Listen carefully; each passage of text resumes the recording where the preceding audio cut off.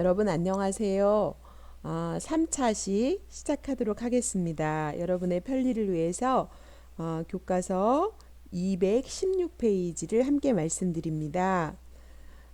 자, 저번 시간에 여러분들이 매칭을 하셨다면, 그쵸? 매칭을 하셨죠? 저번에 우리가 자원봉사자와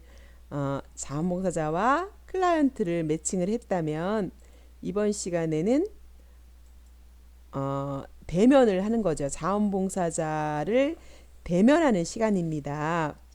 음, 자원봉사 활동을 담당할 자원봉사자가 결정되고 나면 클라이언트와 자원봉사자를 만나게 하는 단계로 나가게 되죠. 활동 개시 전에 클라이언트와 또 그의 가족, 또 자원봉사자가 만나는 것은 쌍방에게 안심을 시켜주게 되고, 활동을 어떻게 해야 될지 그 방향을 설정하고, 또 쌍방 간의 오해나 인식 부족에서 발생하게 될 그 내용들을 확인해서, 쉽게 말하면 리스크를 줄여주는 거죠.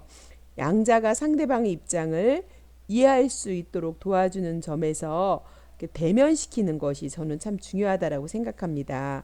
이렇게 자원봉사자가 방문을 했을 때 구체적인 조정의 내용들을 살펴보면요. 첫 번째는 활동 내용에 대한 한정입니다.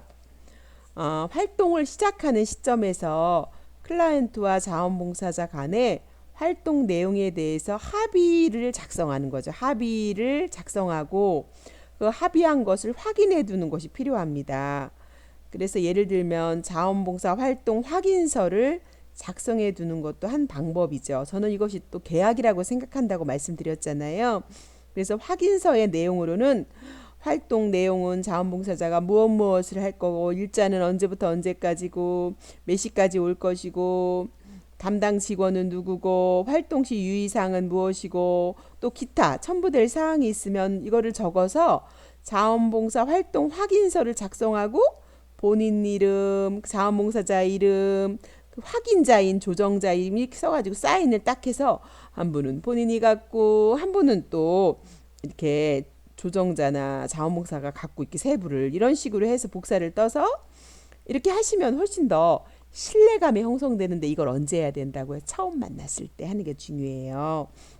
그래서 우리 사회가 아직 서구처럼 계약에 익숙하지 않지만, 저는 이런 것을 해놓을 때 나중에 무슨 문제가 생겨도 그렇고 서로 책임감을 위해서도 신뢰감 형성해도 되게 좋아요. 그래서 나중에 뭔가를 요구했을 때 여기 활동 확인서에 이렇게 되어 있지 않느냐 하고 서로 이야기하면서 서로 조절해 나가고, 이런 문화를 만드는 것이 좋을 거라고 생각을 합니다. 그래서 우리가 직장에 가도 계약서를 작성하듯이 이렇게 작성을 하면 좋을 것 같습니다. 그 다음에 두 번째는 이제 시간, 빈도, 기간의 확인이다라고 하는 건데요. 활동의 빈도, 활동하는 요일, 활동 시간대, 활동 시간에 대해서 상세하게 정해야 돼요. 이것을 정하지 않으면 오해가 생기는 경우가 많아요. 처음에는 좀 어색해서 그냥 하지만 친해지면 사람이 계속 만나고 시간을 오랫동안 함께 하다 보면 친숙해지거든요.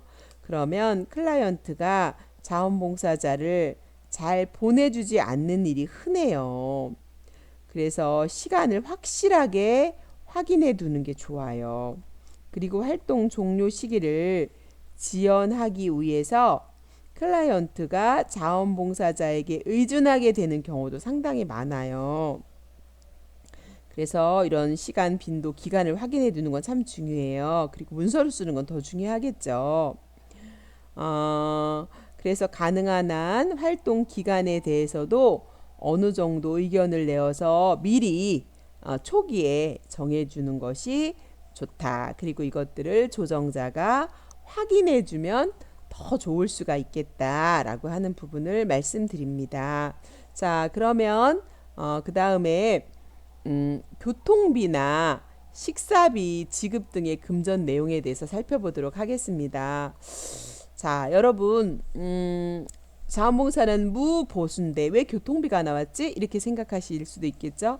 실비를 자원봉사 중에서도 뭐 하루에 4시간 또는 8시간 하는데 뭐 밥은 먹어야 될 거 아니에요. 뭐 일일 최소한 뭐 식비 8,000원, 교통비 뭐 얼마 해갖고 한 10,000원 정도라도 실비를 지급하는 그런 자원봉사가 늘고 있어요. 특히 이제 연령이 증가하고 요즘에 조기 퇴직하시는 분들이 집에만 계시는 게 아니라 이렇게 자원봉사를 신청해서 이렇게 아까 편성해주는 이런 자원봉사 기관들도 많이 늘어나고 있어요. 그리고 또 이들이 그 뭐 학교 선생님이다 그러면은 그 학교에서 배운 것들을 자원봉사 기관, 예를 들면 지역아동센터 이런 데 가서 이렇게 자원봉사를 하시고, 또 비용은 자원봉사 관리기관에서 내주고, 자원봉사자를 파견해주고, 또 클라이언트는 지역아동센터나 이런 거 연결해갖고 편성해주는 이런 것들도 많이 늘어나고 있어요. 100세 시대를 살면서. 그래서 자원봉사가 이제도 전문화돼야 되는 필요성이 있는 거죠. 그러다 보면 이제 실비 지급하는 자원봉사가 늘어나고 있기 때문에 금전에 대해서 당사자끼리 서로 거론하는 게 참 어렵잖아요. 그래서 조정자가 초기에 개입해서 금액뿐만 아니라 지불 방법에 대해서도 정해둘 필요가 있어요. 여러분, 그러면 실비로 한다면 식사비는 얼마 정도가 여러분 적절하다고 생각하세요? 5,000원? 너무 적죠. 요즘에 밥 먹으러 가면 최소한 7,000원에서 8,000원을 하잖아요. 그쵸? 교통비는 얼마 정도 주면 좋을까요? 거리에 따라서 어떤 걸 이용하느냐에 따라 다르겠죠. 예, 그래서 최소한 하루에 한 10,000원 정도는 교통비 한 2,000원, 식사비 7, 8,000원 뭐 이 정도는 이렇게 보편적으로 실비 지급하더라고요. 네. 그래서 클라이언트 측에서 자원봉사자에게 교통비 명목으로 돈을 지급하고자 할 경우가 있다면 교통부의 수준이 실비 기준으로, 예산이 거의 다 실비 기준으로 그렇게 최소한의 그 비용으로 하도록, 그것도 조정자가 개입해 주는 것이 좋은 방법이다라고 하는 거고요. 또 연락 방법입니다. 뭐 긴급한 일이 생길 수도 있어요. 그럴 때 연락하는 방법이 필요한데 이 쌍방 간의 연락을 취하는 방법을 서로 정해주는 것이 중요합니다. 단 클라이언트가 과잉 의존하거나 정신적으로 불안정을 느끼거나 이래서 자원봉사자에게 자원봉사 시간 외에도 부담을 줄 수 있을 때에는 자원봉사자의 연락처는 가급적 자원봉사 센터를 통해서 연락해서 센터에서 자원봉사자에게 연락하도록 해야 되는데, 그렇지 않으면 수시로 문자하고 전화하고 사생활 보장이 안 되고 이러면 또 어려울 수가 있거든요. 그래서 그것도 처음에 이렇게 연락처를 알려줄 때도 약속을 하시고, 또 아까 확인서나 뭐 계약서 밑에다가 뭐 기재하시거나 이런 방법으로 할 수도 있겠습니다. 그 다음에 활동 중에 사고에 대한 대책이 필요합니다. 사람은 누구나 불시에 일이 생길 수가 있겠죠. 그래서 자원봉사 중에 실수로 상대방에게 상처를 입힌다든지 불의의 사고가 발생하는 경우 자원봉사자 측에는 자원봉사자 보험에 가입하면 어느 정도 보상을 받을 수 있음을 알려줘야 됩니다. 그러나 자원봉사자란 근본적으로 자발성에 기인하기 때문에 사회적으로는 그 이상의 보상 체계는 없기 때문에 사고가 발생하지 않도록 주의를 기울이는 것이 더 중요하다고 할 수가 있습니다. 클라이언트의 가족과도 더 밀접하게 연락을 취해서 활동하도록 협력과 이해를 얻어야 되고요. 특히 클라이언트가 중환자이거나 위험성이 높다고 생각되는 내용의 활동인 경우에는 일방적으로 자원봉사자에게 그 사고의 책임을 묻지 않도록 가족의 양해를 특수한 경우는 구해두고 이해시키는 것이 필요합니다. 이렇게 자원봉사자들이 활동 중에 일어날 사고에 대비해서 보험을 가입할 필요가 있고요. 우리나라 자원봉사 활동 기본법 14조에는 국가나 지방자치단체가 자원봉사 활동이 안전한 환경 가운데서 이루어질 수 있도록 노력을 기울여야 하는데, 그 일환으로 자원봉사자에 대한 보험 가입을 규정하고 있습니다. 우리가 뭐 하루 어디 캠프를 가더라도 보험 가입하고 다 가잖아요. 만일을 대비해서. 네, 그래서 그 동법 시행령 10조에 의하면 자원봉사자에 대한 보호의 종류가 있는데, 첫 번째 자원봉사 활동 중인 자원봉사자의 신체적 보호를 하고, 발생 중에 경제적 손실을 보호하고, 활동 중에 발생한 타인의 신체 또는 재물 손괴에 대해서 보호를 해야 된다라는 그런 10조의 법이 있고요. 자원봉사 활동 보험에 대한 상세한 절차와 방법은 지방자치단체의 조례로 정하게 되어 있습니다. 그래서 자원봉사 활동 중에 발생한 자원봉사자의 사망, 후유장애 및 의료, 입원, 수술비 등에 대한 보상을 할 수 있습니다. 또 자원봉사 활동 중에 발생한 타인의 신체 또는 재물 손괴에 대한 보상을 할 수도 있습니다. 대체로 자원봉사 1인당 연간 3,000원 정도의 보험료로 가입하게 되고, 보상은 사망 및 후유장애 시 1억 원, 상해 의료비는 300만 원, 배상 책임은 500만 원, 입원비는 일일에 2, 3만 원 정도 지원하는 수준으로 이렇게 이루어지고 있다라고 이해하시면 될 것 같습니다. 또 자원봉사 활동 중에 일어날 수 있는 사고나 위험을 예측해보고 이렇게 체크해보고, 그래서 이것을 좀 미리미리 대비를 하는 이런 부분들이 필요한데요. 이런 부분에 대해서는 여러분 219페이지 책을 보면 예측되는 리스크가 있어요. 예를 들면 익사사고가 일어날지도 모른다, 뭐 등등 해서 이동 중에 교통사고나 장애로 늦어질지도 모른다. 내가 자원봉사를 할 때 예측되는 리스크와 그 리스크를 제거하고 경감하기 위한 수립들이 여러분 219페이지에 나와 있는 것을 여러분이 한번 보시면서 이런 리스크가 생길 수가 있고, 리스크를 경감시키기 위해서는 이러한 수립이 대책과 수립이 필요하겠구나 라고 하는 정도를 인식하시면 도움이 될 것 같습니다. 자, 그렇다면 여러분이 구체적인 서비스 방법에 대한 부분들을 알아볼 건데요. 알아보도록 하겠습니다. 자, 구체적인 서비스 방법입니다. 자, 보호 방법입니다.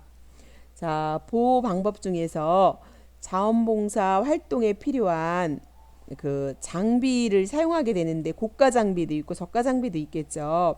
그 장비 사용 방법을 확실히 파악해 두는 것이 중요합니다. 또 장비가 고장 나거나 그러면 책임을 묻게 되는 경우도 있고, 또 이런 부분도 있겠죠. 그리고 서비스를 받는 클라이언트가 자신에게 가장 좋은 서비스를 제공하는 방법을 자원봉사자에게 사실은 클라이언트가 잘 설명해 주는 것이 양자 간의 좋은 관계를 형성하고 유지하기 위해서 가장 필요합니다. 그래서 클라이언트한테 물어보고 클라이언트가 말해주고 하려면 좋은 관계를 형성하고 협력적 관계가 돼야 되겠죠. 그래서 이 부분이 저는 참 중요한 것 같아요. 관계 형성하는 거 전 시간에 얘기했지만, 그 다음에 놀이 방법입니다. 구체적인 놀이 방법인데요. 뭐 자원봉사를 갔을 때 다양한 형태가 있겠죠. 건강한 사람도 있지만 주로 장애를 가지고 있는 사람이 많이 있을 거예요. 장애도 장애 유형이 여러 가지가 있잖아요. 정신지체아나 자폐아의 놀이 상대 자원봉사자는 무엇을 하고 놀아야 할지 되게 곤욕스러울 수가 있잖아요. 정신지체나 자폐, 그쵸? 뭐 말을 해도 이해를 잘 못하거나 몸을 또 함부로 이렇게 쓸 수 없다거나 이럴 때 어떻게 놀아줘야 될까라고 하는 거. 그러므로 이 조정자가 누구누구 클라이언트는 매일 어떤 놀이를 좋아하는지 이런 거를 좀 사정 단계에서 많이 물으면 좋겠네요. 또 기분이 좋지 않을 때 이렇게 어머니는, 가족은 어떤 식으로 이 아이와 놀아주는지 이런 것들을 미리미리 파악하고, 또 중간에서 개입해서 이 자원봉사자가 이런 것들을 파악하고 연구하고 준비해서 이렇게 자원봉사를 할 수 있다면 상당히 보람 있는 그런 자원봉사가 될 거라고 생각합니다. 그러니까 조정자가 중간에서 전체적인 것을 사정하고 또 매칭하고, 또 매칭하기 전에 이런 좋은 정보들을 교육시키고 또 필요한 유형별로 연수시키고 그렇게 준비된 가운데 한다면 훨씬 더 그 매칭을 하고 대면을 통해서 효과적이고 지속적인 자원봉사를 할 수 있다. 그러니까 얼마나 많이 준비할 것들이 많겠어요. 그냥 무작정 가는 것이 아니라 이렇게 할 때 전문적이고 체계적인 그런 효과적인 자원봉사가 될 수 있겠죠. 자, 그러면 여러분 저는 이걸 여쭤보고 싶어요. 여러분이 만약에 자원봉사자로 클라이언트 가정을 방문했다라고 하면 호칭을 어떻게 불러야 될까요? 같이 형, 누나, 언니 이렇게 부를 수는 없잖아요. 나이를 서로 막 하고. 그래서 호칭 사용에 대해서 저는 이야기를 여쭤보고 싶습니다. 어떻게 부르면 좋을까요? 언니, 동생? 네. 자, 호칭은 너와의 나와의 관계를 알려주거든요. 막 둘이 선생님이라고 그러면 누가 선생님이고 누가 그런지 이게 관계 형성이 안 되잖아요. 그래서 호칭을 어떻게 불러야 될까라고 하는 부분을 고민해 보는데 저 같은 경우는 제가 상담을 오랫동안 하고 있기 때문에 뭐 선생님 이렇게 부르지 않아요. 저는 처음에 구조화를 할 때 저는 뭐 예를 들면 상담소장, 노정자라고 합니다. 저를 앞으로 부를 때는 소장님이라고 불러주면 좋을 것 같습니다. 저는 당신을 부를 때 예를 들면 김민정이다 그러면은 제가 김민정님이라고 불러도 될까요? 이렇게 이름 뒤에다 님자를 붙입니다. 그게 가장 좋은 방법이거든요. 그러니까 너도 선생님, 나도 선생님 이러면은 이게 관계 형성이 개인적인 관계가 아니라 업무 관계이기 때문에 공식적인 관계이기 때문에 형성이 안 될 때가 있어서 누구누구님 이렇게 부르는 게 저는 제일 좋다고 생각합니다. 자, 그래서 호칭에 대해서 여러분이 생각해 보시면 좋을 것 같고 종이, 기저귀 등 보호에 필요한 물품의 위치는 어떻게 해야 되는지 자원봉사자의 호칭은 뭐라고 불러야 될 건지 뭐 이런 것도 한번 여쭤보십시오. 조정자에게. 그리고 여러분이 조정자가 된다면 알려주셔야 되겠죠. 이렇게 사전에 교육을 해야 되겠죠. 언니 동생 사적 관계가 아니라 공식적 관계를 부르라고. 그리고 정서장애 아의 용변은 어떻게 봐야 될지 용변을 볼 때 신호를 어떻게 보내고 흥분했을 때 어떻게 대응해야 될 것 같고 이제 클라이언트의 애칭 그쵸? 등도 애칭은 또 공식적인 걸 하지만 화가 나 있던가 기분이 안 좋을 때 어떻게 애칭을 뭐 불러야 될지 허니라고 불러야 될지 아니면 어떻게 불러야 될지 이런 것도 미리 파악하시면 또 어떨 때 기분 나쁠 때 어떻게 하면 기분이 풀리는지 이런 것들도 서로 파악하면 도움이 될 거라고 생각합니다. 자, 생각할 거리 하고 3차시 마칠 건데요. 자, 첫 번째 클라이언트에게 자원봉사자를 소개할 팜플렛을 만들어 보는 거. 그쵸? 또 사회복지 현장 실습에서 다루었던 사례 중 자원봉사자가 관여할 사례에 대해서 사정을 해보는 거. 세 번째, 현장에서 사용하고 있는 자원봉사자의 호칭에 대해서 자신의 의견을 한번 발표해 보는 거. 이런 것들에 대해서 우리가 한번 생각해 보고 토론해서 나누면 좋을 것 같습니다. 여러분 오늘 8주차까지 정말 고생 많으셨고요. 오늘은 여기까지 하겠습니다. 감사합니다. 여러분 사랑합니다.